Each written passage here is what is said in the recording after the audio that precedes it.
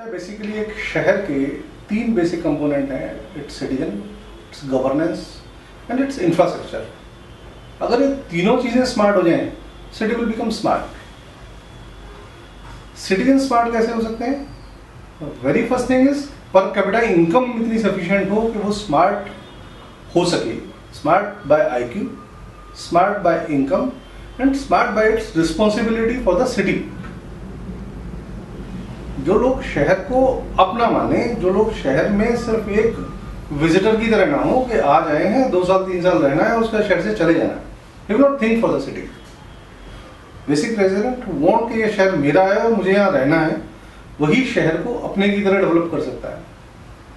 अगर per capita income अच्छी होगी तो वो सब चीजें जो बाकी सिटीजन्स के लिए प्रॉब्लम फील होती हैं वो नहीं होंगी। Who would like to live in slum? कौन चाहता है कि नाले के साथ रहे, झुग्गी में रहे, गंदगी में रहे? Everybody wants to be neat and clean, अच्छे से अच्छी जिंदगी हो, लेकिन उसे रहने का कारण है उसकी कम इनकम, उसकी मजबूरियां। अगर हमें फरीदाबाद बेसिकली इंडस्ट्रियल सिटी है, उसकी एक बहुत बड़ी पॉपुलेशन लेबर भी है, मजदूरों का शहर है।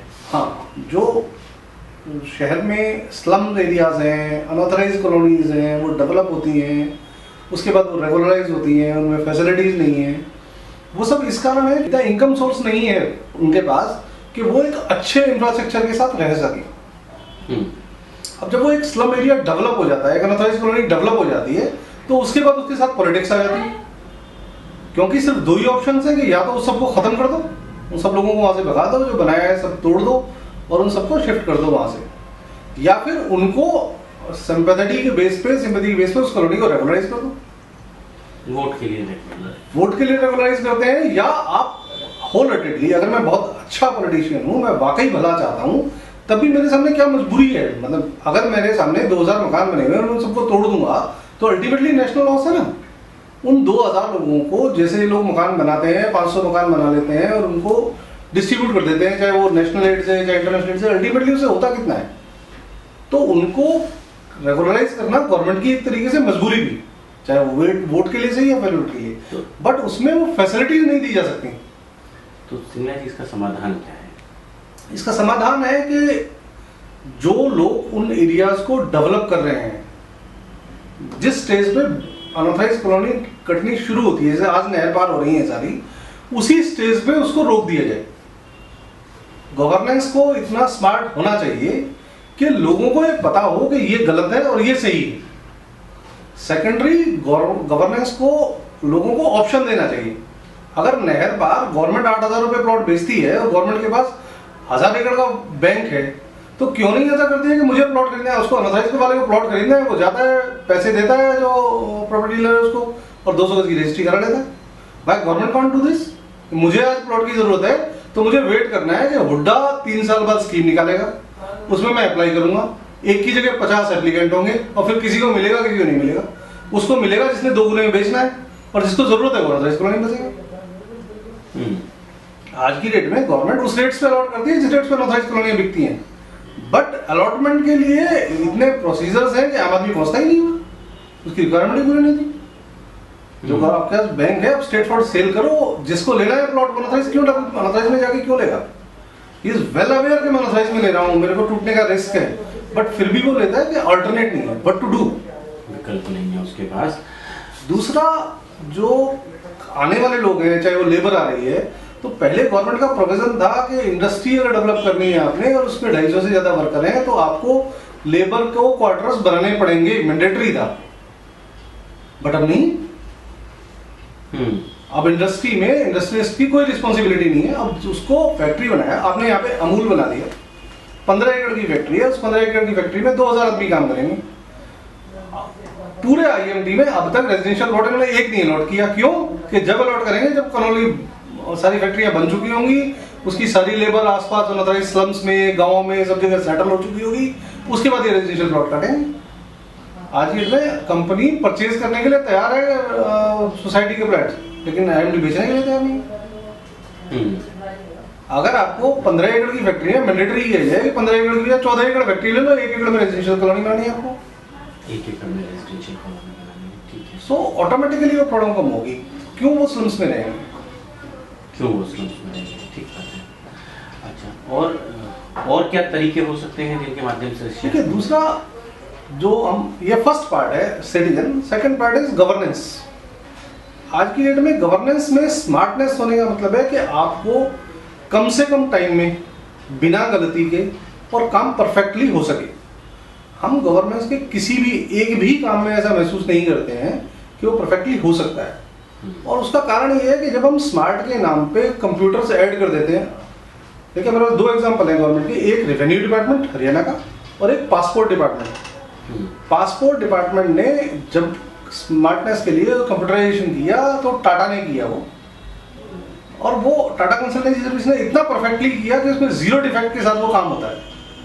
लेकिन हरियाणा में रेवेन्यू गवर्नमेंट ने कंप्यूटराइजेशन कर दिया।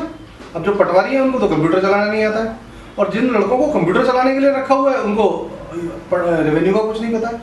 सो अल्टीमेटली 15 साल के बावजूद भी जमाबंदी.com is a website only. MCF ने अपनी वेबसाइट बनाई, उसमें वेबसाइट पे आप कंप्लेन कर दो, 2 साल तक वो रिस्पॉन्ड नहीं करते हैं। एमसीएफ ने बिल्डिंग प्लान के डाटा को ऑनलाइन किया, जिस दिन लॉन्च किया उस दिन जो 25 बिल्डिंग प्लान डाले थे उसके बाद अगले 8 साल तक वही डले रहे। अब स्मार्ट सिटी में दोबारा कर रहे हैं, I am not aware what will happen. But smartness के नाम पे आपको अगर ये भी पता करना है ना, अगर वेबसाइट पे ये डिस्प्ले भी हो कि 15 सेक्टर के 500 लोगों के हाउस टैक्स ड्यू है, तो 500 में से 250 तो अपने आप भर के जाएंगे। आज की डेट में आप जाते भी हैं तो वे पूछते हैं आपका रसीद है तो पे कर दिया है, नहीं है तो पे कर दो। गवर्नेंस एक्टिविटी में किसी भी लेवल पे स्मार्टनेस का एक भी काम नहीं है। आपको शहर में चालान काटने के लिए पुलिस वाला दौड़ के जाता है, डंडा ठोक के आपकी गाड़ी रोकता है, आपके कागज चेक करता है और फिर आपको जाने देता है।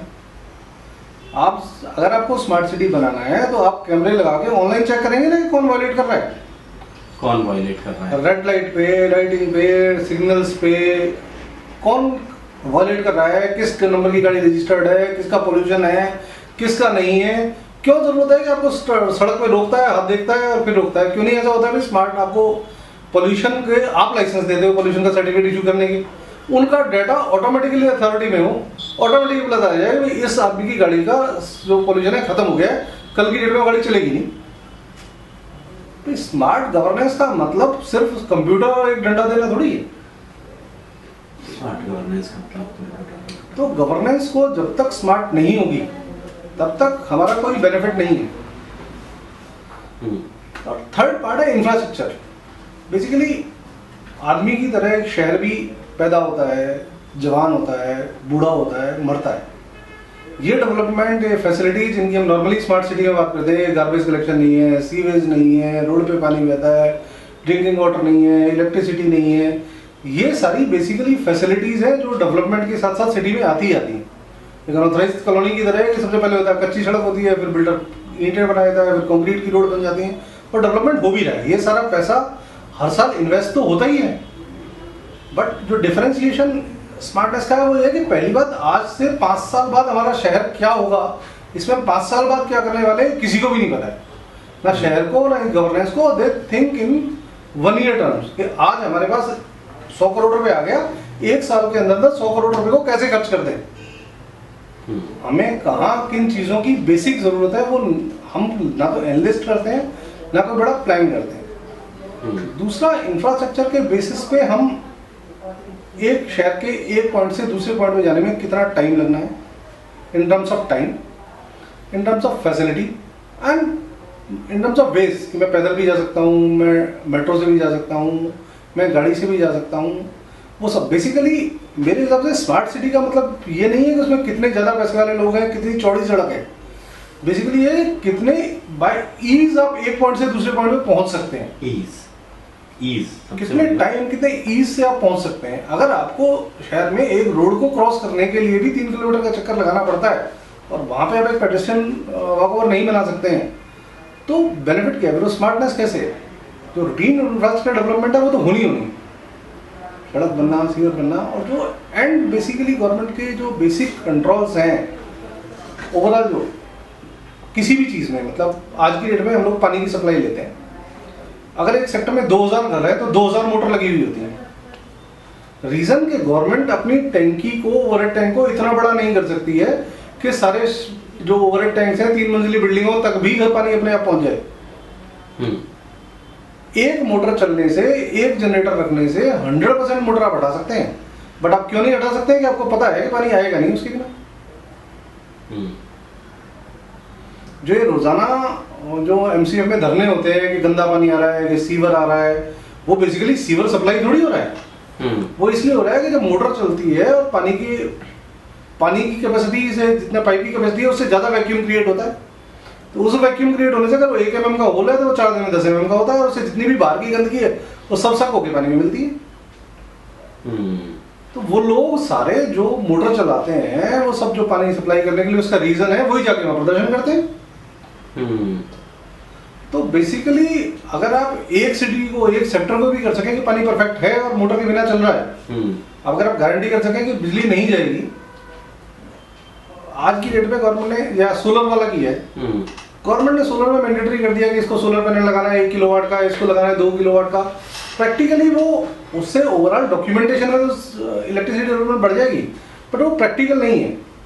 करना गवर्नमेंट को ये चाहिए कि अगर आपको पता है कि एक सेक्टर के हिसाब से आपको 200 किलोवाट का प्लांट लगना है, बाय इंक्रीजिंग हाउस टैक्स और बाय एनीथिंग, आप चाहे उसको ओपन, गवर्नमेंट की ओपन लैंड में लगाएं, चाहे फरीदाबाद में तो बहुत सारे नाले हैं, 2-2 कनाल हैं, किसी के भी ऊपर लगाया हो जाता है क्योंकि टेम्परेचर कम रहता है पानी के ऊपर, तो इसलिए आपकी ज्यादा इलेक्ट्रिसिटी प्रोड्यूस होती है और आपका पैसे खराब नहीं होते हैं, और आप एक सिंगल पॉइंट से प्रॉपर्ली सप्लाई कर सकते हैं। सिंगल पॉइंट से तो जो भी गवर्नमेंट के रेगुलेशंस हैं या गवर्नमेंट ने प्लांट्स लगाने हैं, तो कौन से प्लांट लगाए उसकी भी तो जरूरी है। नंबर ऑफ प्लांट्स के हमने 6 लाख पेड़ लगा दिए जिनमें हरे पत्ते हैं, उनका बेनिफिट क्या है? अगर वो पेड़ ऑक्सीजन नहीं देता है, वो पेड़ फल नहीं देता है, वो पेड़ फूल नहीं देता है, उस पेड़ की लकड़ी काम नहीं आती है, तो उसको लगाने का पर्पस क्या है?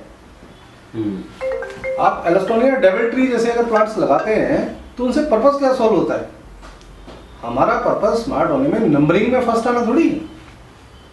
We are not in competition with somebody कि तुमने 5 लगाए तो मैंने 6 लगाए, मैंने 6 लगाए हैं। ठीक बात है। तो जब तक हम उन सब चीजों में बेसिकली, आज की अगर मैं कंस्ट्रक्शन इंडस्ट्री की बात करता हूं तो एक्सकेवेशन में अगर एक्सकेवेटर आ गया है तो उससे बेनिफिट हुआ है, उसको भी आदमी का चला रहा है, आदमी खुदाई कर रहा है, but that is basically A smart work.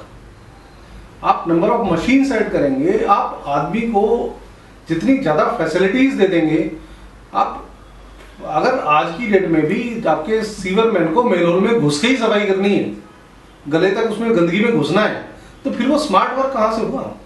आपको उन मशीन्स को, आपको झाड़ू लगाने के लिए, आपको गार्बेज कलेक्शन के लिए, आपको डिस्पोजल के लिए, जितनी भी प्रॉब्लम्स हैं उनके जो सॉल्यूशंस हैं उन पे जब तक हम प्रॉपर्ली वर्क नहीं करेंगे तब तक, मतलब मुझे सीवर, वाटर, रोड जो बेसिकली सबसे बड़ा कंसर्न है शहर का, वो बहुत ज़रूरी है, बट उसका स्मार्ट सिटी से कोई ताल्लुक नहीं है।